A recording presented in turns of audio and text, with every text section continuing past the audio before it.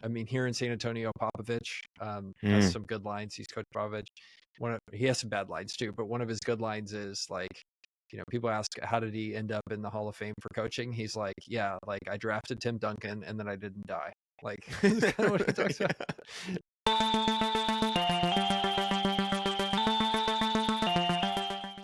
Hello, my friends, and welcome to Something for Everybody. My name is Aaron Mashbitz. Michael, welcome to the show. Thanks for having me, Aaron. I'm excited to be here. Absolutely. Before we break down one of your Twitter threads that really stood out to me, I have a very important question to ask you, and that is, how are you doing? Like, actually, really, how are you doing? Good. I think 2023 was a pretty tough year. I've had a few tough years before, and this was probably the toughest. But, all in all, one of the things I did a few weeks ago was sit down and try to write like a reflection on 2023. And there were two things that were really tough in the year. And then I said, okay, I need to balance this piece out. I need to write some positive stuff. And like 15 things that went right and were great, like all came out. So kind of a reminder for myself, like, yeah, things seem tough, but a lot of times it just that act of slowing down and thinking about what truly is going great in your life is worth doing, because it gives you a lot of gratitude and appreciation and ultimately perspective on, we have it pretty good, and I definitely have it pretty good, and I need to keep my chin up and remember that all the time. Yeah. So what is going great? I want to know more about that. Oh, I mean, so many things. I mean, my family's terrific, relationships there. I have an amazing cast of friends. Like, I just went on a ski trip with a bunch of guy friends of mine, and I'm going on another one in February. Like, just amazing stuff, friendship wise, family wise, amazing wife, just terrific there. We're getting ready to celebrate our 20th wedding anniversary. It's really dragging out. So we're going to go away for that. Business wise, just so many great things happened in 2023. I started a media company, and that's doing really well.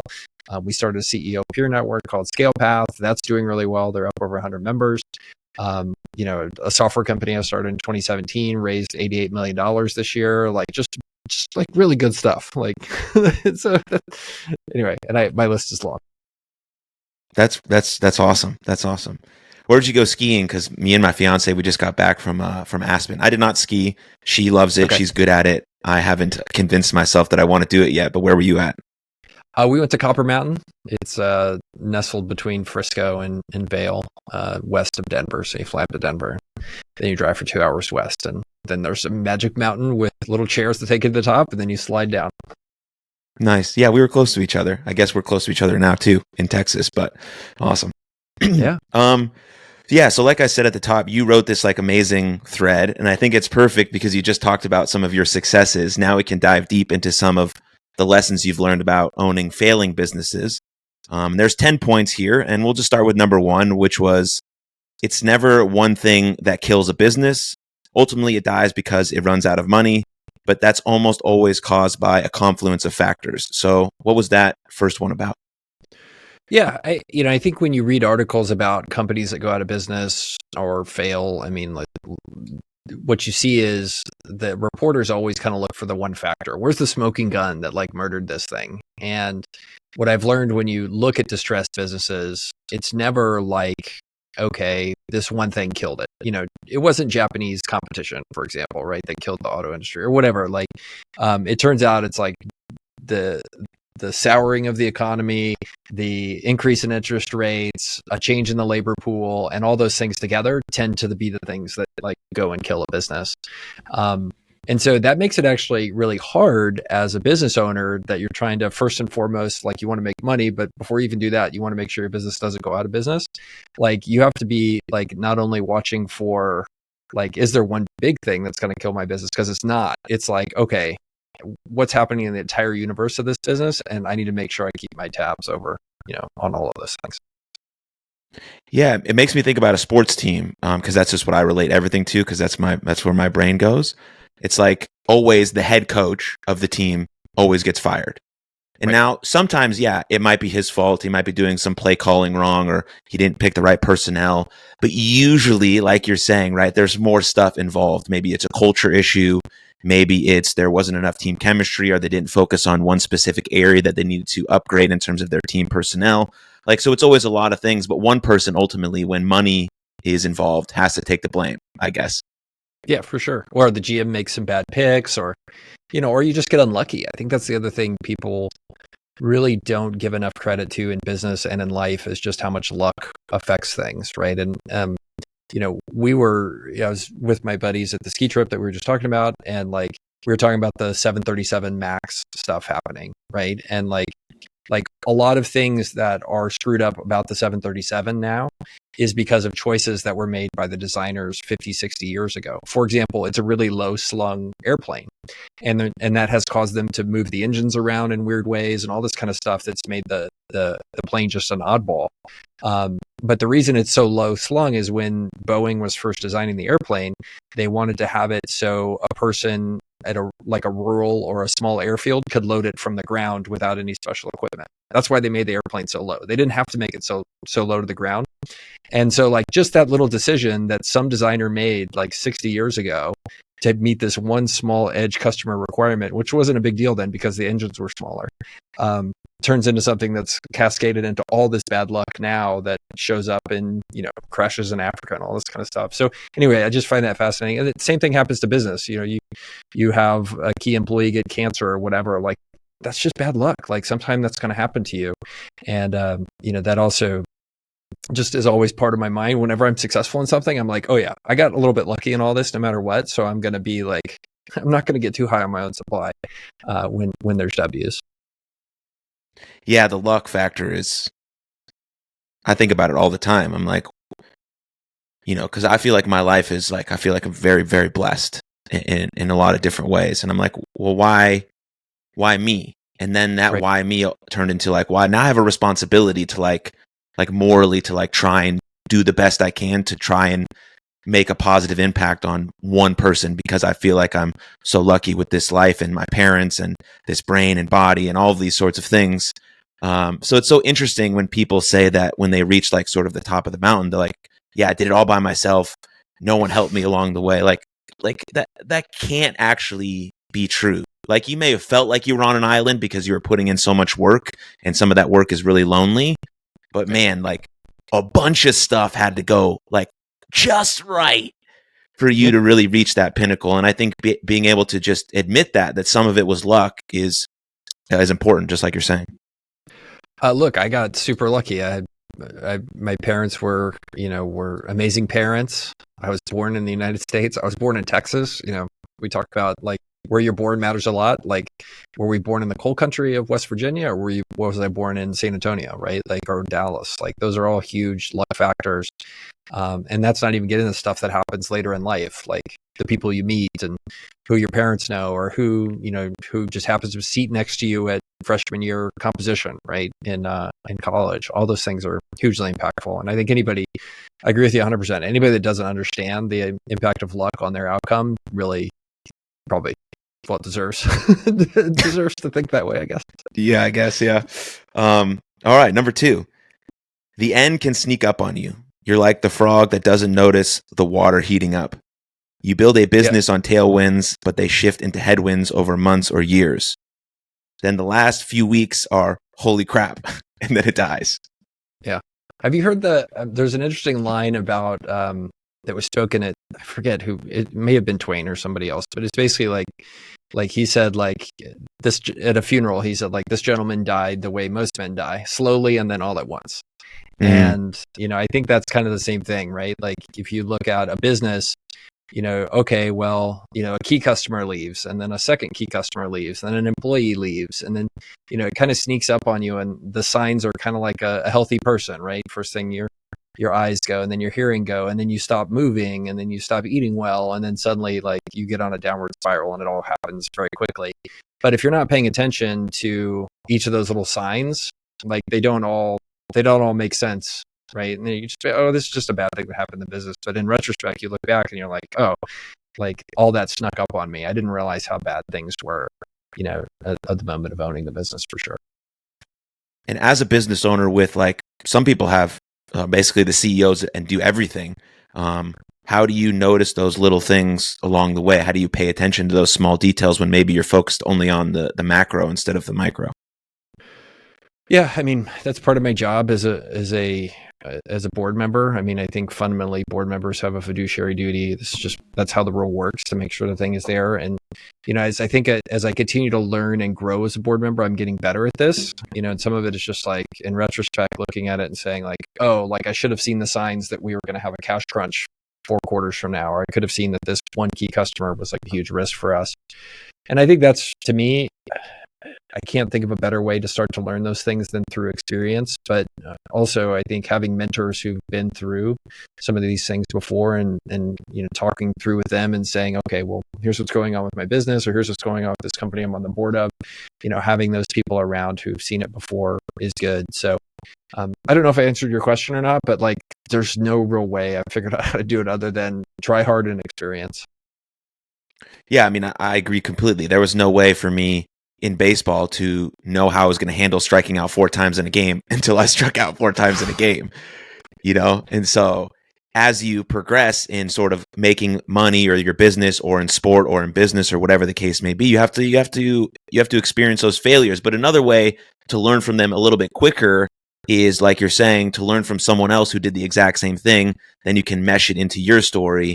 But I guess it never really, at least for me, never really clicks as deeply until I am in the trenches. Like, well, fuck, I just embarrassed myself 4 straight at bats. Like, yeah. Okay, well, this is what this feels like.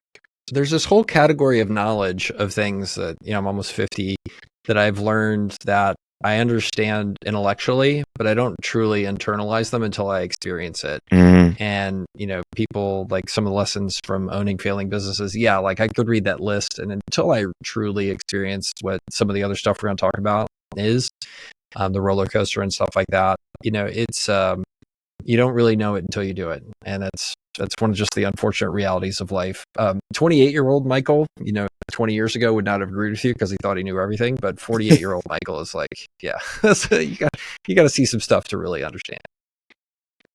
Yeah, I was listening to this podcast, and there was an interesting point made that, so much about is personal development. Are you really just actually getting better, or as you mature, are you just figuring it out because you've been on Earth longer?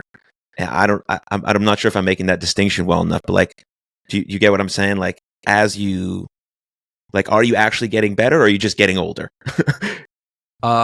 Yeah, I think it differs by person, right? You see those people who are not, approaching the world with a beginner's mind. They're not admitting mistakes. They're not growing. They're not trying to learn. They're not on a journey of bettering themselves, which I think is what this is all about, this whole life thing.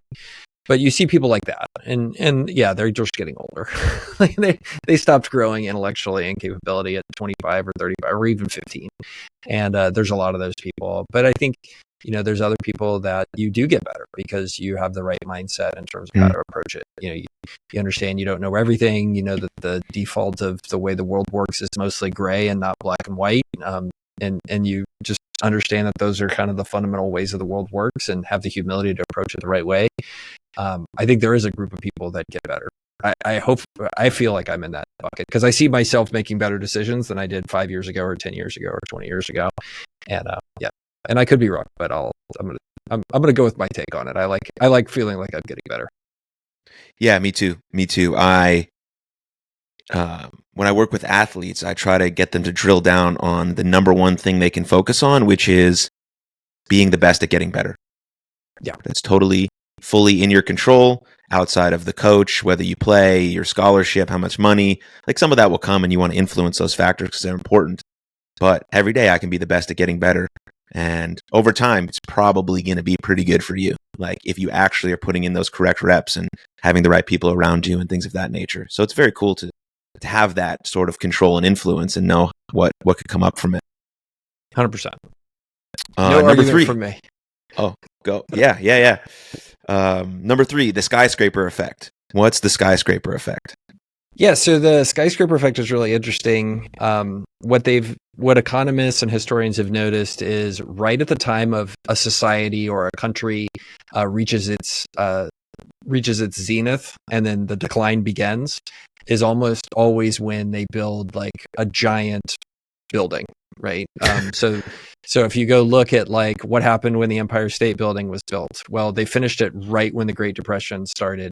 The Sears Tower in Chicago was built right at peak Sears, right? And it's so peak Sears that it's not even called the Sears Tower anymore. I don't know if you've been to Detroit, but there's a huge monument, a huge building that GM built right on the river in Detroit, this enormous like Emerald Tower kind of complex. And what you see in that, or there's in Kuala Lumpur, they built the Petronas Towers, right? All of that happens. People build those types of buildings right at the peak before the fall, right? And it's the peak of hubris before the fall. And just the pattern I've noticed when businesses go distressed or go under, it always seems to happen right as you make like some huge investment. You go build a brand new factory, you make an acquisition that's crazy, right? You look at kind of the AOL, like I don't know if you remember from the late 90s, there was the AOL acquisition. I'm totally blanking on who bought them, but it was like Time Warner, I think it was like the whole thing where they like bought it and it was like that was peak hubris, and then everything goes down after that. So the skyscraper effect is like this idea that you're peak for your business and it may all start to go wrong right at that moment. You make some huge investment in the business, and yeah, that's a skyscraper effect. But doesn't it make sense for that business to make that investment since they're doing so well, or is there something that they're inherently missing that's causing that like decline at the end? So what is happening there is the foundation that you're building on, or the trends that you're building on, are going to change on you, right? Mm-hmm. And so at the moment that you build that building, right? Let's say the moment you build the Empire State Building, office demand is high, everything, the economy is cruising, the stock market's at all-time high, everybody's borrowing, the scheme keeps going. But what you don't see is the moment you're making that is underneath all of that, the foundation has become rickety, the foundation has become weak. And so the danger, and for me, the takeaway is if I'm going to make a huge investment or a huge capital investment or do something that's an all-in type moment, the Petronas Towers or the Sears Towers or whatever, like make sure that you truly understand that the foundation you're building on hasn't shifted out from under you. So what people didn't see with the Empire State Building was that like the entirety of the stock market was built on borrowed money, and it was all just a big like house of cards that was going to come down.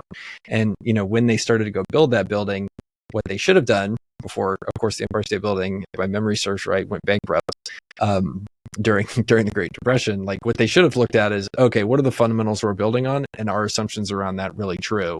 And yeah, things may look really good on the surface level, your KPIs are great, but when you double click on them, it's like, oh, underneath this, like 2 or 3 quarters or 2 or 3 years from now, like things are going to be really bad.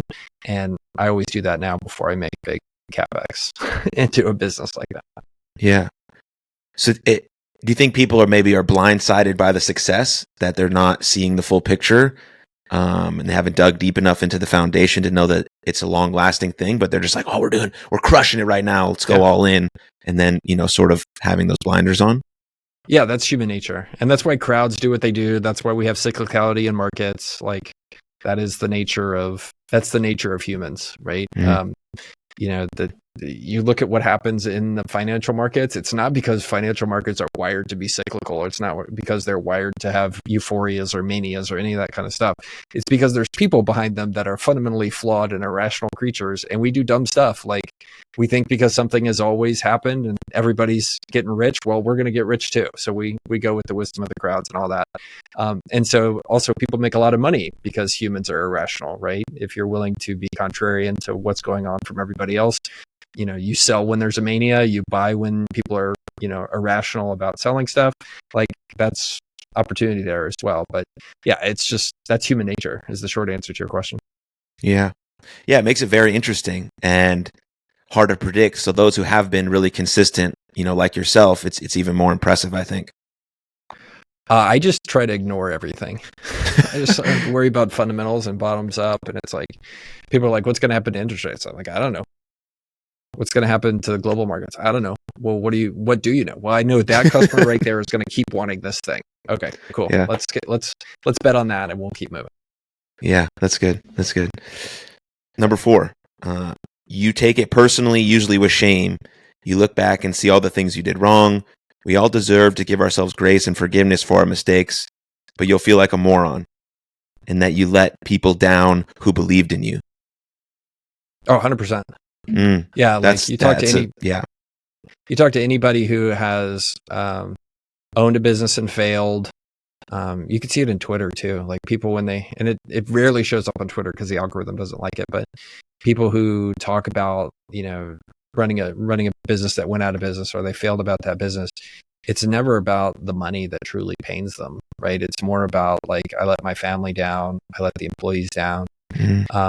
And it's one of the toughest parts, I think, for people that go through this journey of, CEOing or owning a failing business. Is just like, you feel like the worst.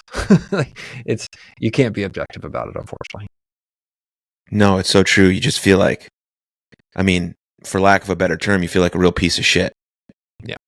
At least for me, when I'm coaching a team and we lose a game or a tournament or something happens, big wise, it's like, well, I just let everyone down. And, then you think about all the things like, do I even deserve to be here? Do I deserve to be a coach? Like, should I even be leading young men? Like, what's my problem?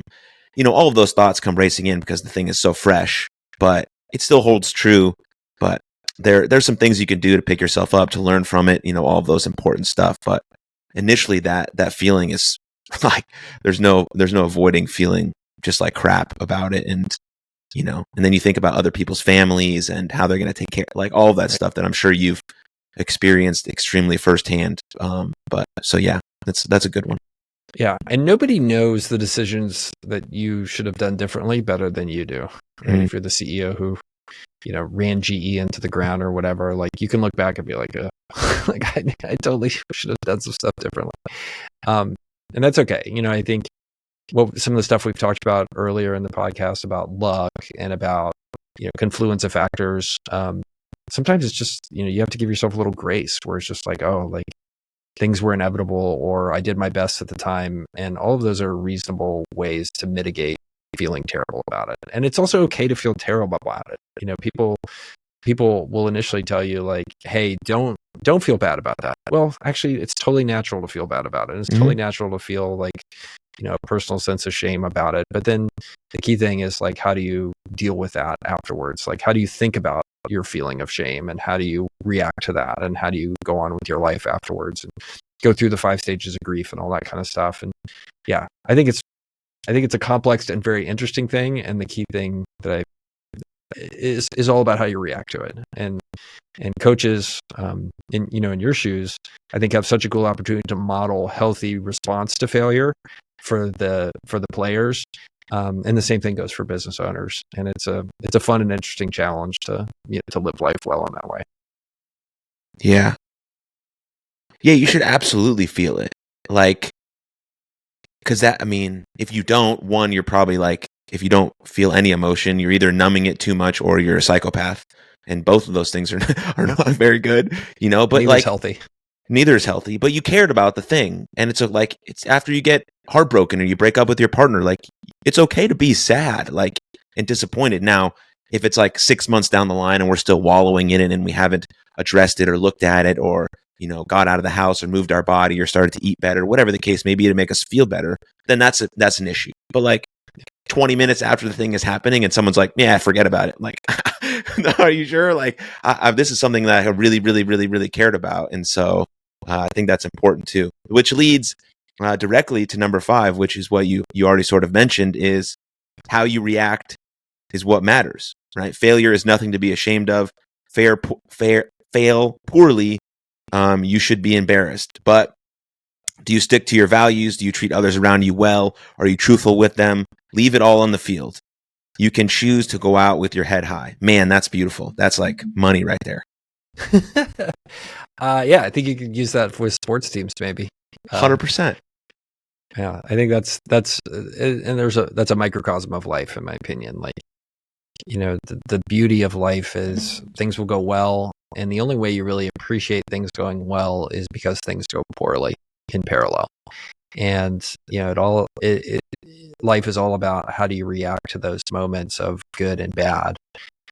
Everything from being a good winner on the sports field to being a good loser. Like those are all opportunities to live a life well. And I think where I see potentially people go the wrong way is put themselves ahead of the good of the group or the organization or, the employees or customers, go against their core values. I think ultimately, like, reflecting and responding and doing it the right way is the easiest way to leave proud of your behavior. And that's all anybody can ask for. And there's a guy, I don't know if you've seen him. He's on Twitter. This guy, Hunter, he's been going through personal bankruptcy. Have you read any of his stuff? It's really interesting.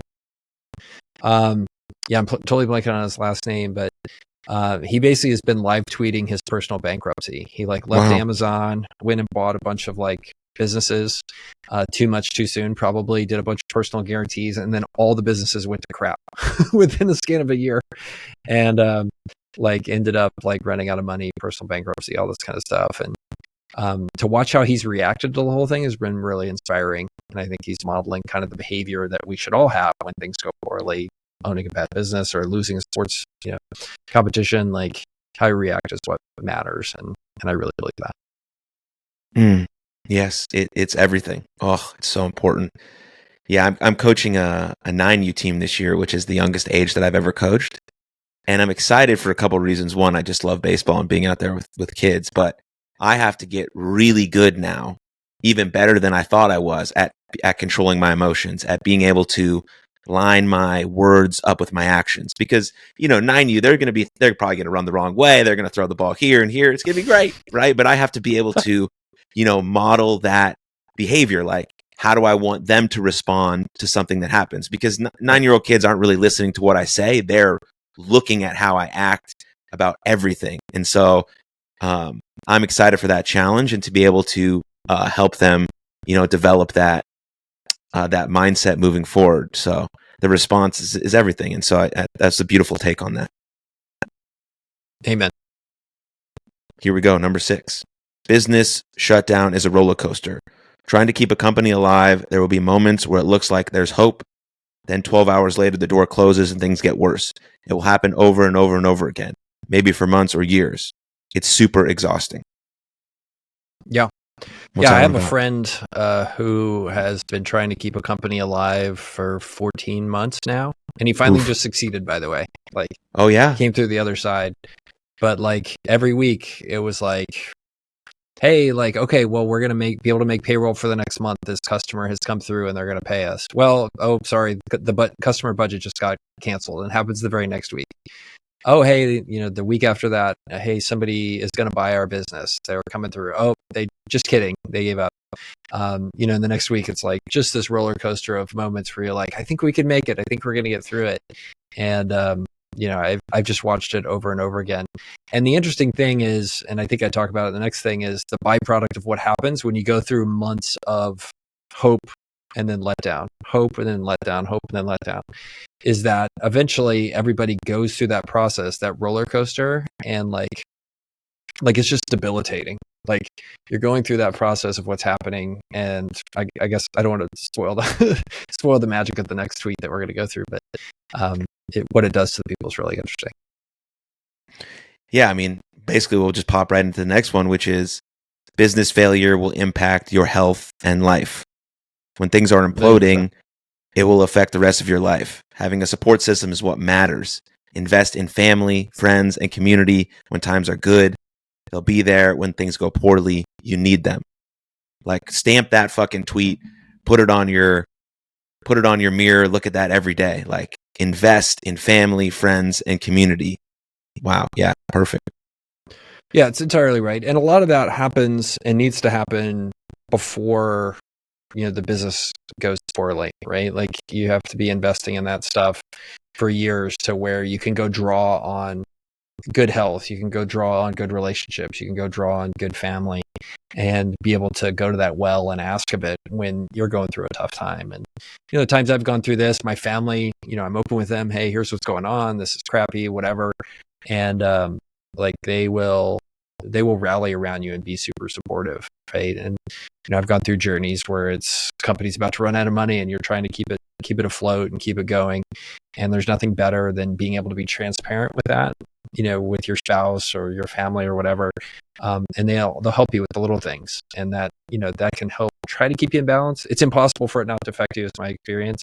But it can help mitigate some of the damage that you're going to see health wise and, emotionally and all that kind of stuff by having those people that you can call on when it's time. Yeah. If we can get to a point where we're proactive instead of reactive, I think that's really important. I work a lot in mental health and trying to get people to realize that there can be a set of skills and tools that you utilize every single day, regardless if you feel bad or not. You just do them. Like, these are your protocols of eating well, moving well, sleeping well, and thinking well. And I do them every single day to be proactive with my mental health. It doesn't mean that the crisis is not going to come. It definitely will. You're going to get punched in the face. You're going to get knocked down. You're going to feel like shit. But now you have these core foundational pieces, which we spoke about with the businesses, that you can stand on, that work for you, and you can do them immediately. Then if those don't work in those moments where things are really bad, then you have a place where you can ask for a little extra help because you know that you can, because you've built in those proactive steps. And it's extremely important when it comes to our emotional well-being. And so I imagine it's just as important when you're trying to build something that's really freaking cool, like a business or anything else like that. Yeah, I love that. Well said. Yeah, I mean, man, there's an analogy. I think it's from 7 Habits of Highly Effective People, where he talks about building an emotional bank account with a person, and that's basically what you want to do with yourself. Like, I'm investing, and then at some point I have to take some withdrawals. And it's in work in a relationship aspect, because I'm investing in you over and over again with my fiance, let's say. And then now in this 3-week sprint, I'm not going to be home very often. So I'm having a lot of withdrawals, but I've invested so much that the bank account is still big enough for our relationship to flourish after that moment is over. And I think that's really important. Because if you have this like drive that you want to work really hard, that's super important. And you should nurture that drive. But if you're left alone at the top of the mountain, like who the fuck are you going to tell? Like who are you sharing it with? Like, that's nothing. People tell that story all the time. But if I'm up there with my buddy from high school, my best friend, and my wife and my dog, and I'm like, yes, we did it. Like, with your support, I would have never made it this far. Like, that's cool to think about. With all the luck that helped get you there as well. Yeah, 100%. Yeah, so amazing. All right, next one. The Stockdale paradox. What's the Stockdale paradox? Yeah, Stockdale paradox is really interesting. I'll try to do it justice. Basically, he was a guy that was a vice presidential candidate way back in the day, and he's a famous admiral. And basically, he was one of the folks during Vietnam that was a pilot that was shot down and captured by the North Vietnamese. And those guys were in captivity for years. I think the longest was close to a decade, if not longer. And he noticed something with his fellow prisoners, right? These were captured Americans that were held in the North. And he noticed that the guys who were the ones that were like, I just got to make it to Christmas. We'll be out by Christmas. I just got to make it to Christmas. Oh, and then Christmas came and they didn't get out by Christmas. And then they said, okay, I just got to make it to April. And then April came. They didn't make it to Easter, right? In April. And those were the guys that broke what he saw. The paradox was the folks who expected that they would get out and were optimistic about getting out, they were the ones who didn't make it. And what he saw was there was this actual paradox where the folks that made it were the ones that said, I'm going to be optimistic that I'm going to get out someday, but I don't know when, and it could be never. Like there was this paradox that by having that other approach, which was this could go on for forever and I don't know when it's going to stop, but I know it'll stop someday, were the ones that actually survived and did better and thrived through the whole thing mentally, right? They didn't break because they had this idea that they just had to keep going and they were going to go forever or as long as it took. And so Stockdale came up with this idea, and it's this paradox that, it's actually the people that were able to have that kind of contrary view that, I don't have a goal to get out. I just don't know when. They were the ones that were going to make it. And I think the same thing applies for a distressed business or owning a failing business, is one where you're just like, okay, I don't know how long it's going to take for us to turn this thing around. I don't know if we're, I don't know when it's going to stop, but I know it's going to stop someday, and I'm going to get to a point where we're optimistic and we're going to win, or we're going to lose, and it's going to end someday, but I don't know how long it's going to take. And I think that's the more healthier approach to take when you're inside of a struggling or a distressed business is, it's not, we got to just get this one sale and then the business will be fixed again, or we're going to fix this one thing. It's like, okay, we're in this for the long haul, and we're going to remain optimistic about it, and use this kind of Stockdale paradox idea as the way to make it more survivable for you as a person, really going through a stressful thing, right? Because that's the other thing, owning a distressed or a failing business is it is a stressful, difficult situation, and you give yourself that mental approach and it's much more survivable. Yeah, that's really good. I've always thought that optimism is the foundation for mental toughness. And, there's two different kinds of optimism. There's one that a lot of people, I think, adopt, which is like this naive optimism, which is like, everything's going to get better, but I'm not going to do anything different than I'm doing now, and things are just going to work out. That's like sort of dangerous, sort of what you're talking about. That first one, like, I'm getting out tomorrow. The business is going to be changed tomorrow. But instead, there's this other optimism, which is rooted in reality. Like, okay, I'm in this like shitty situation. I'm captive. I'm hostage, and I'm gonna believe. Like, fundamentally, I'm gonna believe that things are gonna work out for the best. But I just don't know how or when. But I'm gonna do my best to make it happen. And if it does, great. That makes you much more mentally tough than just like thinking like some fairy is gonna like spray some dust over you and everything's gonna be perfect the next day. And so, again, that's like, it's so cool how there's so many parallels between business and sports. And what I'm trying to teach my athletes is the same thing that we can teach employees to be resilient over the long haul, especially when they're trying to create something great or something sustainable or something excellent. So that's really cool. 100%. All right. Number 9. Everyone eventually exhaust themselves. After months of a grind to save a dying company, people get tired. Take care of yourself and your team. Take nights off. Tell people to take the weekend. When people sell after 5 to 10 years, sometimes it's just because they're tired. Yeah. That was something the last sentence was something I never really internalized until I saw it and experienced it, right? And, I think you talk to some people who are business buyers, and they're like, oh, well, like, why would you sell this company? It's making you so much money. And, like, this doesn't make any sense. And until you realize objectively, like from a monetary perspective, it makes no sense to sell a thriving business.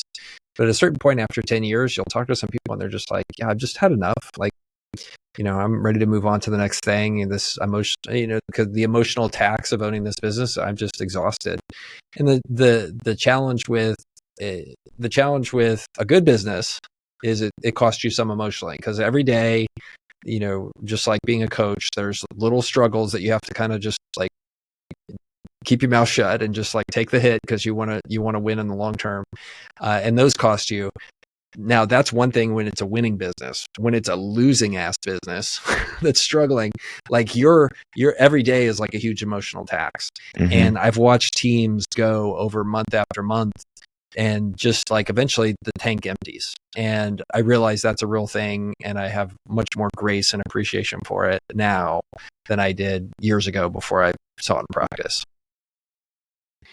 What do you do daily to take care of yourself, Michael? Me personally? Yeah. Sleep well, eat well, do things outside of work for sure that are inspiring and fun. Personally, I find immense amount of emotional therapy and intense exercise. So if I feel like I'm going to barf, like that's a good sign. That'll put a lot of things in perspective.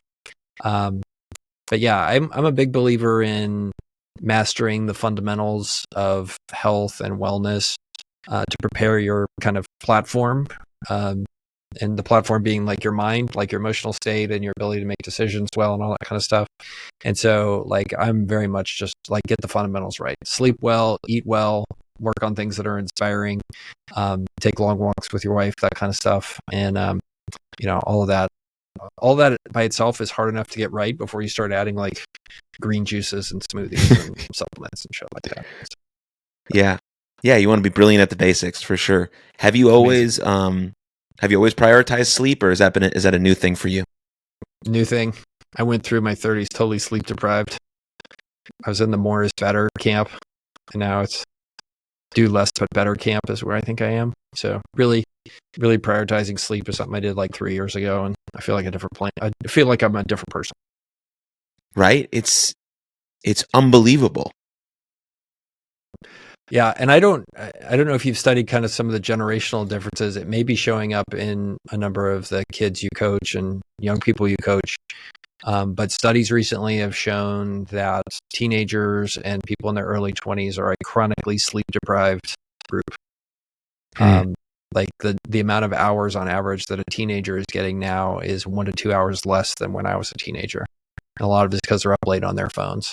Yep. And so you're like, okay, well, they're getting a little bit less sleep. Well, there is a negative externality of getting less sleep, which is you are more likely to feel depressed and experience depression. So we're like, why are these young people so negative today? Well, some of it's because they're just freaking tired. Mm-hmm. They need to sleep more.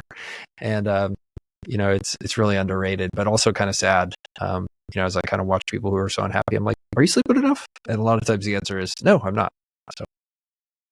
Yeah, I mean, that's sort of the basic things you need to get right is like what you're saying. It's like sleeping well, eating well, moving well, and thinking well. And if those things are dialed in and you're still not feeling great, you're still feeling depressed or whatever the case may be, is okay, now it's time for a little extra help. Whatever the case may be, talk therapy, medication, whatever might work for you. But if those foundational layers are dialed in, then, I mean, you're going to feel better. Like, I have more clarity of mind. I have more energy. I have more capacity to make decisions once I sleep well. And it's interesting what's changed, because when I was growing up, sleep wasn't really talked about because it was always about grinding. We weren't on our phones. I didn't have a phone. It was like grind. Sleep's not important. We all Remember the Titans. Like, you just got to get after it all the time. And that works, right? You do have to work hard. But now in sports world, the shift is rest and recovery are part of the work. But now young people aren't feeling that because they just want to scroll on their phone and they feel like they're missing out and they're comparing and all of this stuff that happens on social.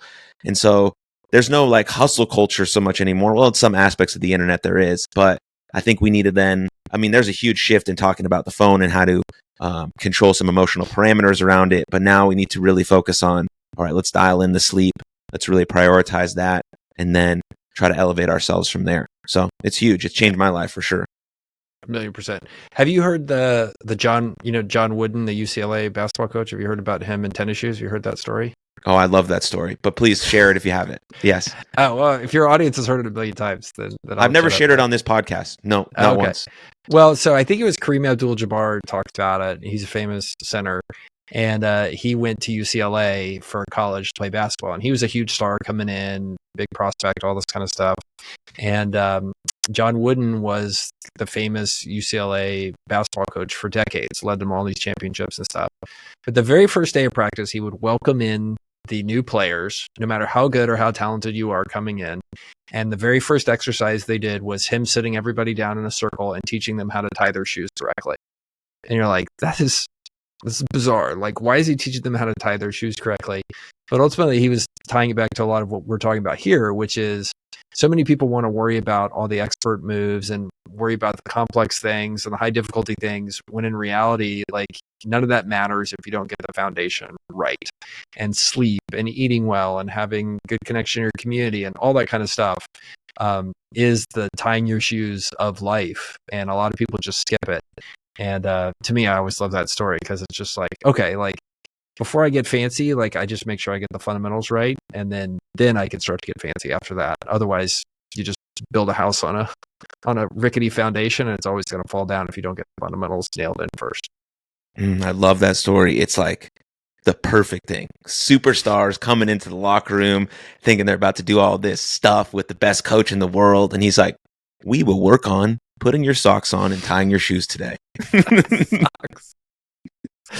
Like, what do you mean? We went on this ski trip, and my son went on a lesson, and he came back. He's like, Dad, I've been putting my boots on wrong. I was like, you what? Like, I never even talked to him about it. But the instructor was like, yeah, you have to like put your straps on correctly on the boots. And it's like, oh, this is totally worth the money. But it's just like for that fundamental thing where I was like, oh, I'm a terrible dad. A terrible father. That's funny. All right, number 10. Here we go. Failure always have a silver lining. For every Yeah, sucky absolutely. thing, for bankruptcy to closing to losing money to shame, there's an upside. One is closure. You can move on to your next thing. And for those things you didn't like doing in the business, good news, they're gone. Failure always has a silver lining. Yeah. It's the little annoying things of a business or things you didn't like, or, you know, a customer you didn't really care for. It's like, well, okay, well, at least I don't have to deal with that anymore. It's obviously it isn't worth the hell you just went through with the company, you know, failing, or the venture failing, or the team failing. But, you know, if there was an annoying parent, you know, at least, well, okay, the season's over. I don't have to deal with that annoying parent anymore. And I think it's worth, as you start to go through the cycles of grief, which we all do, the stages of grief with anything that fails.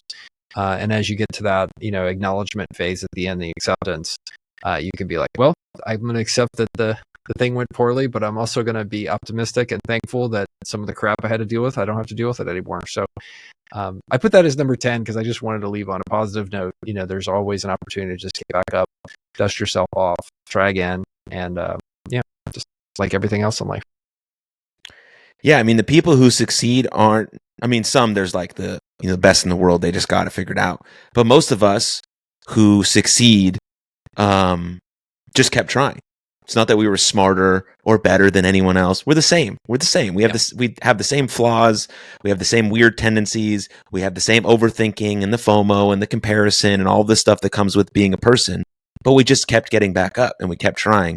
And we learned like that little small thing from before, like when I struck out 4 times. Okay, maybe don't swing at 3 breaking balls in the dirt, big guy. Okay, next game, only swung at 1 breaking ball in the dirt. Right. Now I'm a little bit better, right? You know, so it's just like having that process to reflect upon it and knowing that, you know, if you just keep trying, eventually something's going to work out, because then luck starts to play in your favor, because whatever's watching over you, universe, God, whoever it is, it's like, oh, this guy is like, he keeps trying. Like, fuck yeah, let's reward him. Yeah. Grit matters. That's the number one determining factor I've seen in what sets great CEOs away from mediocre ones, what sets great athletes away above great business people. Just how gritty are you?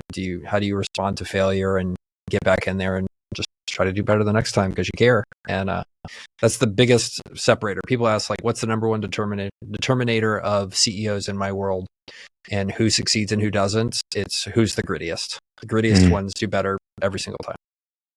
Yep, absolutely. All right, I got one more thing that I want to talk to you about, and that is how do you think about building great teams? Yeah, it's one of the interesting things. If you go to my Twitter, I did a piece earlier this week about some principles that I love around that, and I ended up, I think, with a dozen principles or so. There are different ones that I think about, and you know, I think at a meta level, thinking about the art of putting together great teams, it's an art, and I think that's where I encourage people to really become a student of it as you start to create teams, because it impacts so much, right? If you have the right team, that's what really matters. I mean, here in San Antonio, Popovich has some good lines. He's Coach Popovich. He has some bad lines too, but one of his good lines is like, you know, people ask, how did he end up in the Hall of Fame for coaching? He's like, yeah, like I drafted Tim Duncan and then I didn't die. Like, it's kind of what he talks about. It's such a good line, but it also, he understands, like, when you're the coach or the chief executive or the chairman of a company, like, you're not on the field shooting threes, right? Somebody else is doing that. And, you know, that art of producing them is just or creating great teams is just such a great art. And one I encourage people really to study and think through deeply if you're going to try to do it, because the impact of it is just enormous if you build a great team. And you see it over and over again in sports and business and all this kind of stuff. And it's worth your time to dig into, and read my tweet thread about it if you're interested in how I think about it in depth. Yeah, I'm going to link that below. That was one I debated on talking about over this one, but since you did that one so recently, I figured people can go find that one easily when this episode comes out. This one we talked about, you posted in December, so now you've posted so much since then, since your Twitter is packed with really good stuff. But I mean, building great teams, like, you don't even have to think about it in a business or sports sense. Like, who's the team in your day-to-day life?